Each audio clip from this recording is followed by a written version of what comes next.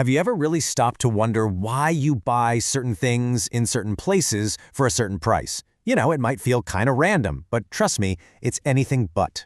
It is a super carefully crafted strategy. So, let's dive into the hidden logic of shopping. Okay, here's a little puzzle to get us started. Think about it. A can of Coke. You can find one pretty much anywhere on the planet, right? Within arm's reach. But a high-end luxury watch? Nope. You've got to go to a very specific, usually very fancy store. So why the massive difference? Well, the answer actually uncovers some of the most powerful ideas in all of business. So to start solving our little puzzle, we have to talk about the first piece. You know that old saying, location, location, location? Well, in the marketing world, that's what we call the strategy of place. So what exactly is place? Well, it's pretty much everything that happens to get a product from the factory floor and into your hands.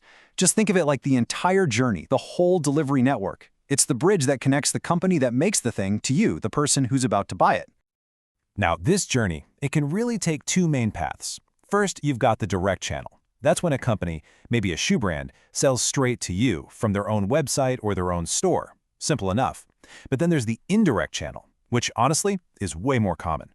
This is when they use partners, intermediaries like wholesalers and big retail stores to get their products to you. And this right here is where it gets really strategic. Companies usually pick one of three main approaches. You've got intensive distribution, that's our Coke example. The goal is just maximum coverage, be absolutely everywhere.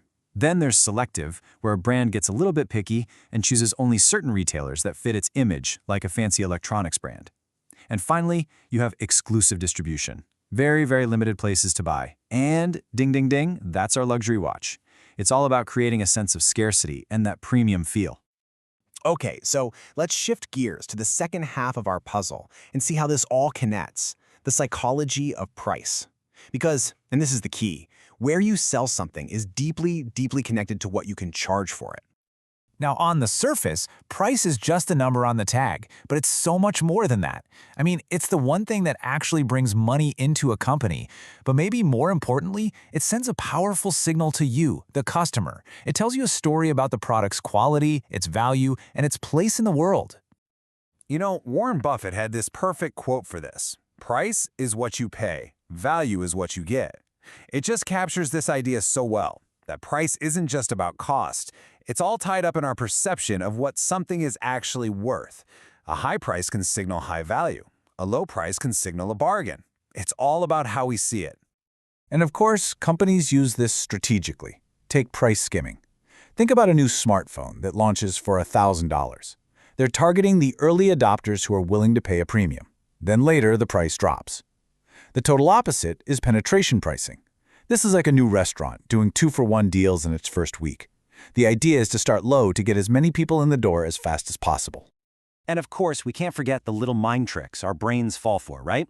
Like psychological pricing. That single penny difference between $9.99 and $10. It feels like a much bigger jump in our heads, doesn't it? It's such a simple but incredibly powerful way to shape how we feel about a price. Okay, so we've looked at place and we've looked at price. So now, for the big reveal. These two things are not separate strategies at all. They work together in this really powerful, totally interconnected way.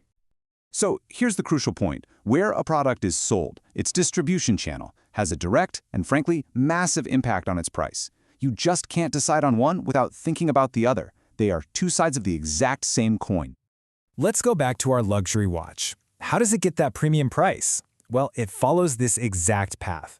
First, the brand chooses an exclusive distribution strategy, only selling in a handful of high-end boutiques.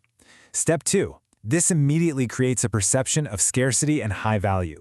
And step 3, that perception is what allows the brand to justify and command a much, much higher price. So there you have it. That's the answer to our original question. A luxury watch isn't expensive just because of what it's made of. It's expensive because of where it's sold. The exclusive place is what builds the foundation for the premium price.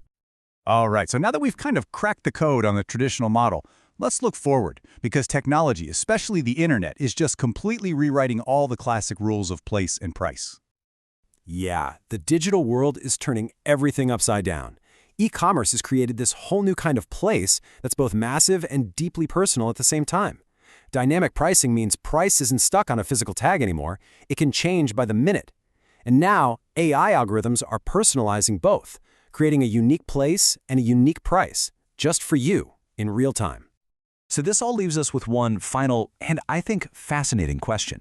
With the lines between the physical and digital worlds blurring more every day, and prices becoming more fluid and personal than ever, what is shopping even going to look like in 10 years?